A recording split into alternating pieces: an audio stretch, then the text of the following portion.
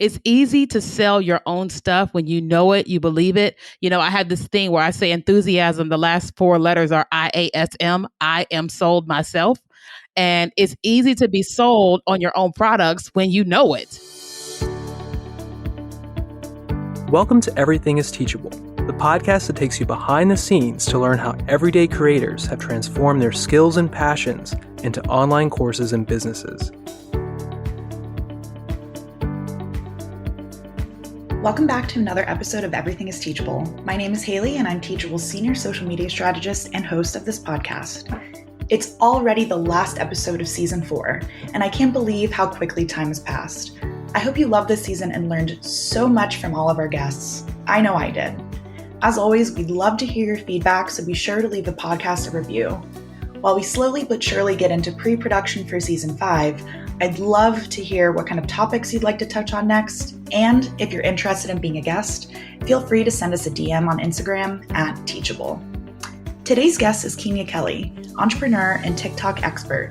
And with 9.1 million likes and nearly 500,000 followers on the popular social media app, she knows a thing or two about how to be successful on the platform.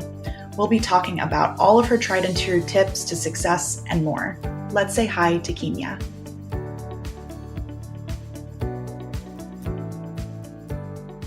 Hello, Keenya. Welcome to the podcast. How are you doing today? Yeah, I'm so glad to be here. I'm doing really good. Really good.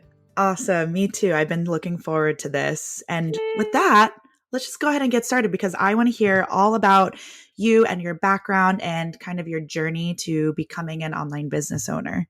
Yeah, for sure. So my background is I feel like I was born as an entrepreneur, just to be quite honest, but my business start happened when I was in college. Somebody recruited me into network marketing and I started learning how to sell, how to build a team and all this stuff.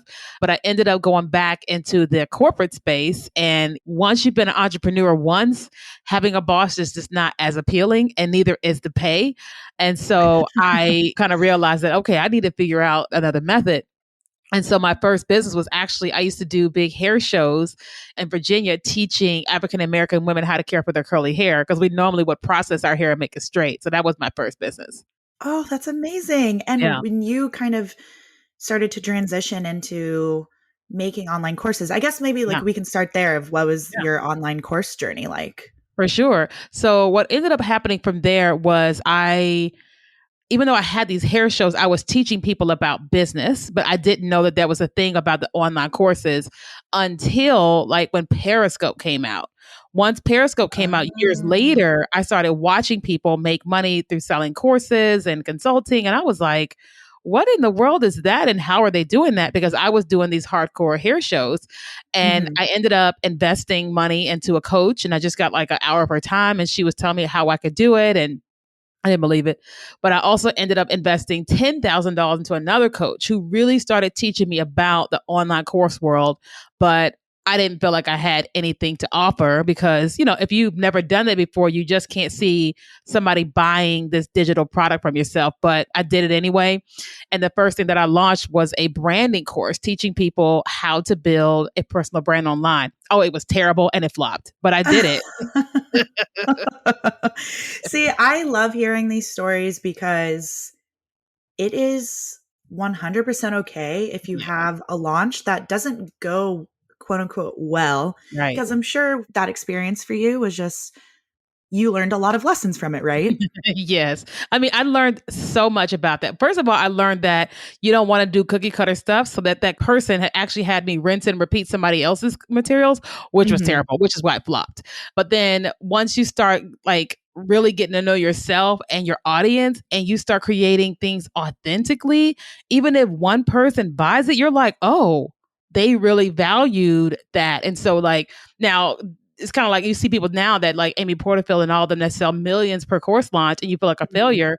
You realize that, hey, selling one when I used to sell none is actually really good. Yeah. Yeah. What do you think was the biggest lesson you learned? Was it kind of the authenticity part or was it something else? I think it was a bunch of different things, but I would definitely say that authenticity was very, very important because it's easy to sell your own stuff when you know it, you believe it. I have this thing where I say enthusiasm, the last four letters are IASM. I am sold myself. And it's I easy love to be that. sold on your own products when you know it. So I Right. think that was a big part. Oh, I love that so much. And, one major player for you with your online course journey, especially as of late, is TikTok. And that's something that I've been really excited to talk to you about. Yeah. And it'll be a major focus for this episode. So, how do you personally use TikTok as an online business owner and course creator? For sure. So, one of the things to understand about TikTok in general is you don't have to dance. Okay. You don't have to dance. You don't have to be goofy. I know people listening going, oh God, you're talking about Yeah. TikTok, but you don't have to do that. But what I realized the way that I do it now with TikTok is that TikTok is like Super Bowl Sunday every day because the Right. way that the algorithm works is constantly pushing your content out to the people that they know would be interested based upon their own human behavior. And so with our courses, it's so much easier to reach our target customer organically because TikTok is doing the work. I'm creating the creative content and putting it out there on a regular basis, but TikTok is pushing it out to the people. And then we're just having them in our DM or the link in our bio or things like that. So for me on a regular basis, I'm constantly just serving my audience. The same way I serve on Facebook and Instagram, I'm serving them on TikTok, but in 15-second increments. And Right. then people end up binge watching my content. They go to the link in my bio and they say, what can I buy from her? And what usually happens is that a person will go to our bio, they'll opt in for something for free, and then they will upgrade to one of our courses because they want more. Ooh, okay. I love hearing about lead magnets on Mhm. TikTok and how those work. I would love to learn more kind of around some strategies that you've used for that. I Yeah. know that's a huge thing that business owners want to do more of, especially on TikTok.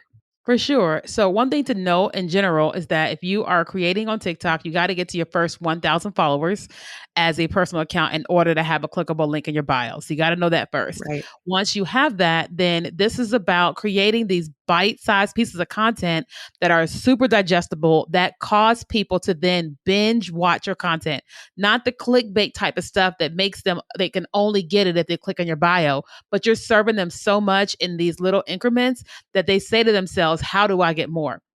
But the Hmm. second thing that I often do in a lot of my videos is on the screen. I usually have text on screen, whether I'm talking or I'm doing some type of skit or something. I'll have text on screen that says, for a free training, go to my profile and click the link. Right. But what I also will do is in the comment section of a video, I will put for a free training, click the link in my profile, and then I'll pin that comment to the top. And it Mm, works like clockwork.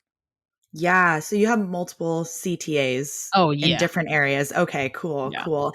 And something that I've noticed a lot is, especially with any short form video, you really need that hook to get people's attention Yeah. off the bat because everyone's attention span is growing shorter and shorter by the day, but it's fine.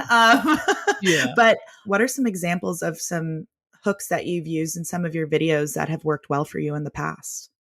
So we actually posted a video right before recording this podcast of one of our students who made $100,000 selling courses on TikTok. And so the Wow. hook in that video is, oh, you don't that you can sell courses on TikTok? That's the hook. And so the Mm. sound is like, oh, you don't like me? That's fine. Okay, bye. But what happens what happens is that like that the sound is saying that, but on my screen it says, oh, you don't that you can sell courses on TikTok?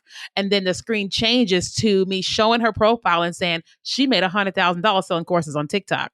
But Oh, also that's so in the cool. description, I put she made $100,000. So I put that in the description, and then I put a text box over top of the video that says she made $100,000 on TikTok. So like I'm doing all the things from the description, the text box, text on screen, what I'm saying in this all of that. Oh, I love that. Also amazing, $100,000 from selling on TikTok. Like Yeah, just the fact that it is so possible to do that, yeah. I love that so much. Have you not heard of Miss Excel? You know what? No, I don't think so. Miss Excel is making $100,000 a day selling Excel courses. A day? Yeah, Whoa, that just blew my mind. You know what? But I'm not surprised right. because those niche topics, those are, Exactly. yeah, that's incredible. That is Mhm. incredible. Good for her. Mm-hmm. Wow. That was an amazing tidbit of information that I was Yeah. not planning on hearing about Excel courses, but Right. I could probably use a few tips from those because I have Me no, what too. is conditional formatting? I don't know. Exactly. Who knows? Yeah.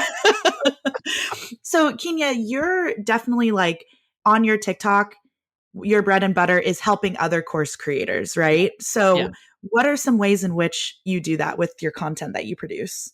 For sure. So one of the things is that I understand, first of all, that most course creators don't know TikTok, right? TikTok, the only reason why people got on TikTok is because they got quarantined in 2020. And then Yeah. many of them got off, right? So the first thing that I do is I'm helping people to understand that, hey, listen, TikTok is not just a dancing app. 1 billion people are there. So first, the education of the effectiveness of TikTok.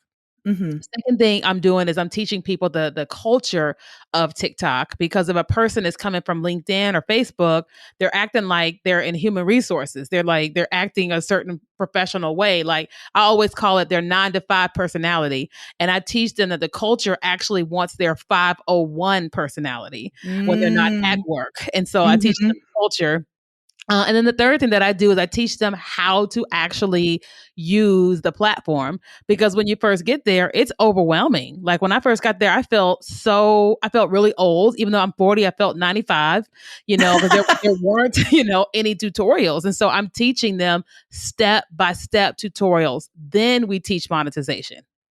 Okay, I love that. That's such a nice foundation of knowledge to Yeah. have before getting started. Because, yeah, like you said, I can see as a business owner how overwhelming that can be. And you're like, well, I have to grow my audience, but then I want to drive traffic to my offer and all that kind of stuff. So Mhm. I also really appreciate that you brought up the age thing because I think it's true. It really is a myth that everyone is so young. Like, yes, Gen Z is a very large chunk of the demographic that's on TikTok, but there Mhm. are a lot of millennials, like, gosh, what is it? Late 20s all the way up to 45 that are very active on the app. So it's Yeah. definitely like shouldn't be a hindrance to people using it. Yeah, people don't realize that the new stats are that over 50% of people on TikTok are over 30 years old. It's Wow. just that majority of people that are posting are 30 and under.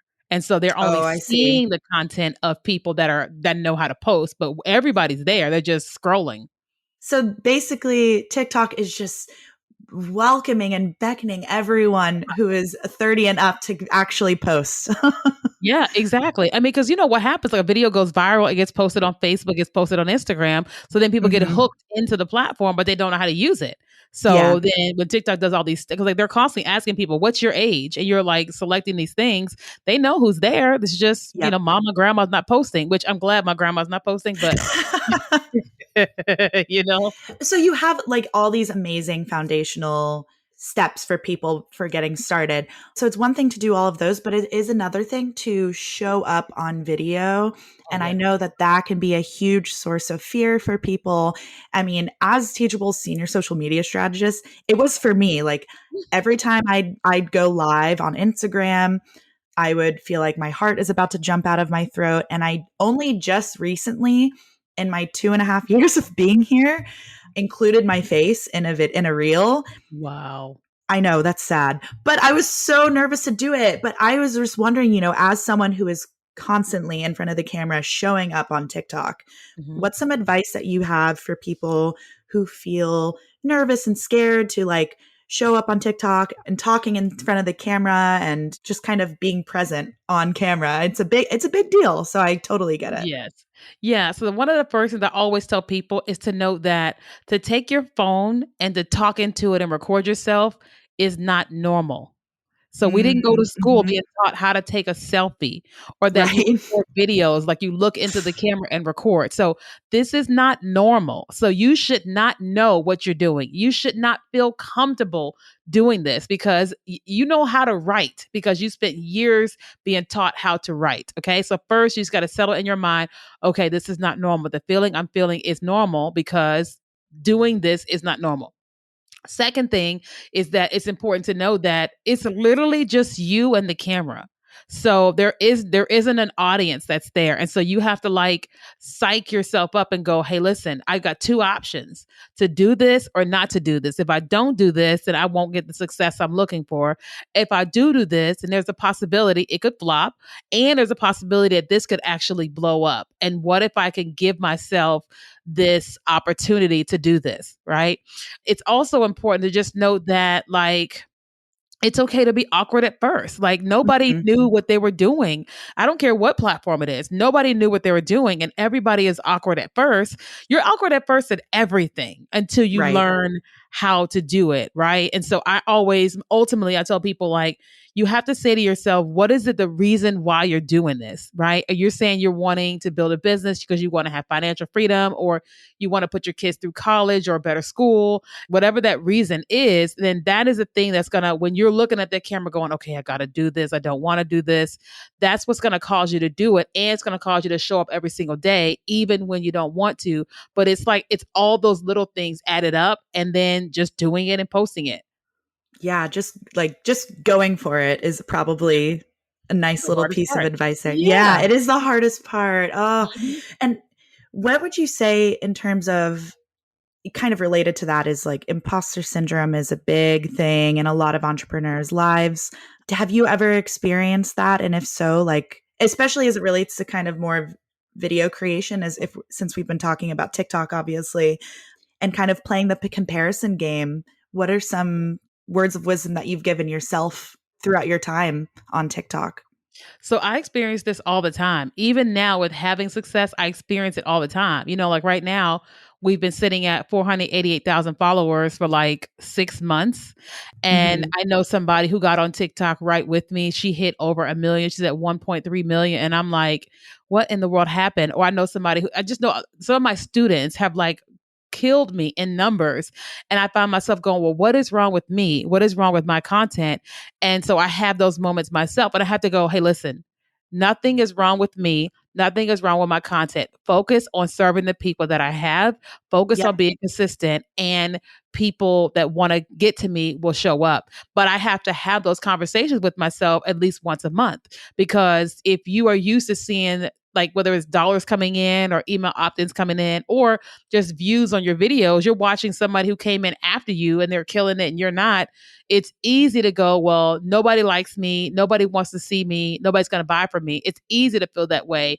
But one of the things that I always do, whether it's TikTok or it's a new platform, I always give myself 6 months. I always Mhm. say, I'm going to be consistent for 6 months. And in 6 months, I will gauge how this has gone. And let's just see how this has gone, right? It's like recently we hired a podcast manager for our podcast. We just did that. And I said 6 months, Kenya, and just don't gauge the success of your podcast based upon the first month. Give it 6 months and see what is happening. And that helps me to just to kill it for 6 months at whatever it is that I'm doing. But you still have to motivate yourself, because you're going to constantly see other people killing it in ways that you're not. Yeah. Oh, that is powerful advice. And I just appreciate you being vulnerable about your own struggles dealing with Mhm. this. And I think it's like, yes, when you see people who, like you were saying, like killing it, like in around the same amount of time that you've been on, it's just like, but that could be you in a Mhm. month. Yep, So just staying consistent is the most important thing. it is. Yep. Yeah. And always Oh, talking to yourself. You got to. Otherwise, because if you don't talk to you, something else is going to talk to you. ooh, I love that. I love it. Can you expand on that a little bit? That's really good. Yeah. So the thing, okay, let's just say like you want to sell 100 courses or whatever. If you're Right. not telling yourself every single day, I'm a great course creator. I mean, you don't have to verbally say it, but if you're not telling yourself, I'm good at what I do, people want me, people want to work with me, yada, yada, yada, then you're going to always hear that voice behind you that says, you suck, you're nothing, that person's course is Mhm. better than yours, nobody's going to buy from you. So it's like, it's kind of like we see in the movies, the angel and the devil. It's like, in a sense, that's kind of real, because like you can verbally say good things about yourself, what you're doing and all that, or you can listen to what's happening on the inside of your head, which is usually the other side of things, and Mhm. it will convince you not to do anything. And we've all Yeah. have experienced that. We just all have. Yeah. definitely a universal experience. So if you're listening to this and you've ever felt that, you are not alone at all. Yeah. Yeah. Woo. So as someone who has gone viral on TikTok before, I'm so curious to hear just like, were there any kind of similarities behind different videos that have gained a lot of traction? Did you notice like any certain patterns, like in terms of the content of the video itself that contributed to its success? And do you have like any, I mean, gosh, there's no like true formula for going viral, and like as someone who works in social media, hearing that like can you just make it go viral is and I know you can relate, like, oh, just don't ever say that. So there's really no recipe to going viral, but I'm just curious to hear kind of your experience when that's happened for you, and kind of how does it feel? Like, I know it can sometimes be overwhelming to get all those notifications, and just kind of, yeah, different themes and topics that you've seen with your viral videos. For sure. So my first viral video actually was like 7 seconds long, and I had no idea it was going to do what it did when I first, and it was me talking about going through divorce and how instead of me being petty and being angry at my ex-husband, that I wrote a book. And so I showed my book for like a second, and then it said, and I made over $400,000. And I just was kind of like, it was kind of petty, but it was also like me selling my book intentionally, but unintentionally. And so it was the hook, the initial thing that drew people in. It was, the entertainment value of the petty type of thing. But it Right. was also like, wait, she had this, it's like I gave them the roller coaster effect. Oh, she had this sad thing that happened. Oh, she had wrote a book. Oh my God, and she made all that money. Oh my God, how'd she do that? And so when it's not always when a video is short, but oftentimes when a video is short and a person watches it and they enjoy it, and then they loop the video and watch it again, and then Mhm. they share it with a friend, that is the thing that causes the virality. Now, every video does not have to be short, but it is important to note that one of the ways a video goes viral is when you're creating a piece of content and a viewer not only watches it, but they watch it all the way through, and then they choose it to watch it again, and then they also share it, right? Because it's telling that platform that, hey, people love this video, they're looping it, they're sharing it, let's push it out to more people, because the Right. ultimate goal of the platform is how can we draw more people to stay in our app longer. And if people are looping a video like this and sharing it, then they're like, let's show this to more people, because then we can get even more data on people on this video and all that type of stuff in it. And so like typically when I go viral on TikTok, it's always been a hook. It's been some Mhm. type of sound attached to it, and something that makes people go, wait a minute, what? And it's not always petty. It's always someone saying, how do I get the rest of that? So sometimes I may be teaching 5 tips for getting to 6 figures. And then the 5 tips go too fast. Like if I have text on screen and disappears, if the text disappears too soon, then the person says, I forgot number 4. I didn't get number 4. Then they loop the video and then they share it. Right. Ooh, I love that. Well, first of all, before I continue, congratulations on the success of your book. That is Thank you. incredible. So awesome. And I love a petty moment here and there. So Yeah, I love that. exactly. Oh my God. So thank you for sharing those tips about like kind of virality. It's very interesting always to see certain things that go viral. Actually, one of my Mhm. teammates, she just had a video of her cat go viral last night. And she's just like, I don't even want to open the app. There are too many notifications. Wow. That It's so definitely fun. happens. Like when you go viral, it's like it's a beautiful mess. You've got all these Yeah. people that love it, people that hate it. You're like, well, this is amazing. Yeah, Yeah. it's happening. It is happening all at once. Oh my God. So awesome. So we talked about going viral. Something that I would love to hear from you is how can people stay up to date with trending sounds? It seems like it's very, fast moving, obviously, very dynamic. One sound that's popular one day is not popular anymore 3 days later. So how are some ways that people can kind of keep up with that wave? Yeah, for sure. So one of the things to understand about TikTok is things trend for much longer than they do on any other social media platform. So like if you log onto TikTok today and you hear this one sound, you hear it over and over and over on the feed. Well, tomorrow you may not hear it, but it doesn't mean it's not trending anymore. It just means it's not trending on your feed.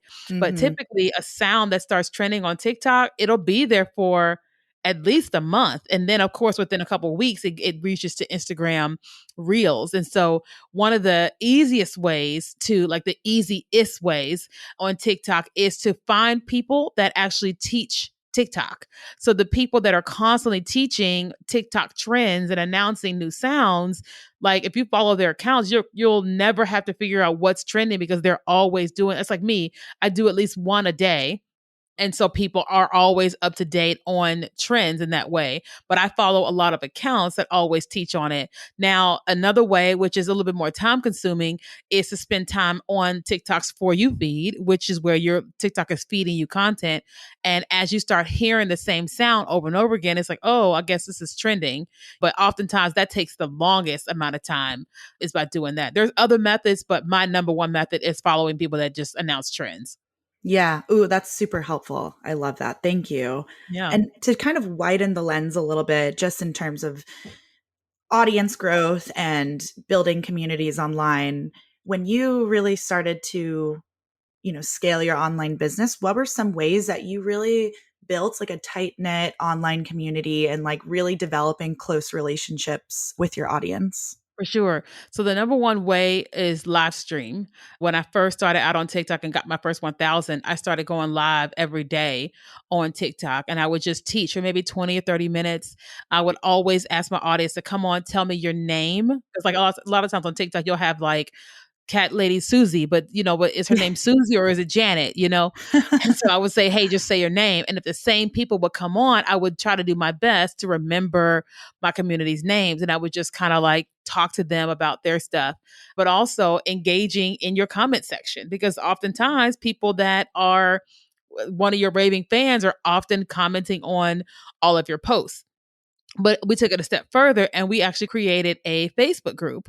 And so when someone opts in to one of our free products, then once they get the opt in, we're telling them, hey, come and join us in our Facebook community. And now that's allowing us to know them way more than we could on the TikTok platform, because now they can post, they can engage, I can ask questions. It's just a whole thing that can happen inside of a Facebook group.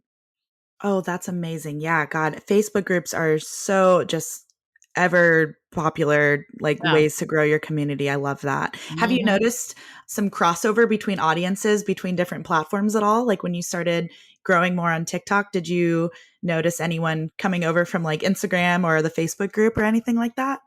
A little bit, because the Facebook group came about because of TikTok. Okay, okay, okay. Yeah. So I haven't really, because I mean we're still dealing with majority of the business world not believing that TikTok is a place for business, and so I still Right. have not seen majority of the people that have connected to me on other platforms on TikTok yet, and I'm okay with that. But I know that that means that they're coming at some point. Yeah, for sure. For Yeah. sure. Oh, amazing. Something that I would love to know, and I always ask everyone this. Hmm. The next two questions that I have for you is I love hearing everyone's like unique answers, but Hmm. what's one piece of advice that you've received from a peer or a mentor when you first started out that really, really impacted you to this day? Probably be myself, be my authentic self, because like years ago, like I'm a Jesus girl. I'm like one step away from being somebody's pastor. Not literally, but like but so years ago when I was in network marketing, they told us like don't talk about God in front of the room because not everybody is with that religion, which I respected. But years later, the person was like, you've got to be you authentically, because when people meet you in person, they want the real you. And so if you're always the real you online and in person, people are never surprised by you because you're the same. And so I started just talking about me, my relationship with God, and saying, hey, if you don't want him, that's fine. That's just me. It's all good. And my audience has loved it. I mean, I have a lot of atheists, a lot of Buddhists, whatever. They're like, we don't care. We just want her. And so that's Yeah, that girl and her Jesus. Like she can have that. We want her. And so once I started being that more authentically, it was just so much easier to just show up because I didn't have to, edit anything out. that's so beautiful. I would say there's probably nothing more freeing than being Yeah. able to just totally authentically be yourself offline and online. So I Yeah. love that. That's Mhm. amazing. Mhm. So Obviously, as an online business owner, it's also just so important to take care of yourself mentally. It can be a very taxing industry to Mhm. be in. So, Keenya, how do you practice self-care as an online business owner? Yeah. So early on in business, I decided that, first of all, no one has my phone number that's in business with me. So I love my clients, but they don't have access to call me, text me, or anything like that. When Hmm. I meet people that I am getting to know that they met me online and I want to be friends with them, I set a healthy boundary and I'm like, hey, I love you. I want to get to know you, but would you mind not texting me about business things because I don't want to do business on my phone? You're welcome to email me, but I don't want to do that there because otherwise it makes me feel like when you text me, you're going to ask for something in business and I just want to be friends with you. Right. And when I set that boundary, that was very healthy for me. But what I also do is I have like my phone turns on do not disturb at 7:30 at night. And so I like it's like me checking out of my business. That way it's like because we can work all day and all night Right. in our businesses. And it's like it's really, really unhealthy. And even now I just made a big decision because I have a home office. I just made a decision to actually pay for an office space. So June That 1st, I'm is moving out of my amazing. home office into a physical office. And Ah, when I leave, my laptop will stay there and it won't come home with me. that's fantastic. What an Yeah. amazing boundary to set for yourself Yeah. to really create that barrier there. Yeah. Yeah, congratulations. That's so exciting. Thank you. Thank you. Thank you. Oh, I I'm a, love I'm a it. work in progress. Yeah. We are on that is definitely a glow up situation. I love it. Yeah. Where can people connect with you or learn more about like your services, courses, how to follow you on social media and all of that? For sure. So the number one way to find me, of course, is KeenyaKelly.com. And that's KeenyaKelly.com. It connects to Instagram, TikTok, our free tools, paid products, everything is all on that website. Amazing. And of course, all of that will be in the show notes for everyone so you can access that easily. And Keenya, do you have any last words of wisdom or inspiration for anyone who is listening today? Yeah. So I would definitely say if you're thinking about starting a course, I would encourage you to start today. I know that potentially you're thinking you got to have it all together. You got to have the perfect graphics, the perfect launch strategy. You got to have all this stuff. But the truth is, everybody who that you look up to today all started with almost nothing. All the tools that are out here right now weren't there 10 years ago. And if you just get started today, you can continue to get better over time. Absolutely amazing advice that everyone needs to hear. And thank you so much for sharing. And thank you so much for joining me today. This was such a valuable episode, so many gems of wisdom. So excited. And Keenya, I hope you have an amazing day. Thank you so much. Yay, thank you so much. This podcast is produced by Teachable, your go-to platform for course creation. Since 2014, we've helped more than 100,000 creators earn over $1 billion from online courses and coaching products. How do we do it? By managing all the logistics, like coding and payment processing, to make it easier than ever for you to share your knowledge online. To learn more, visit teachable.com.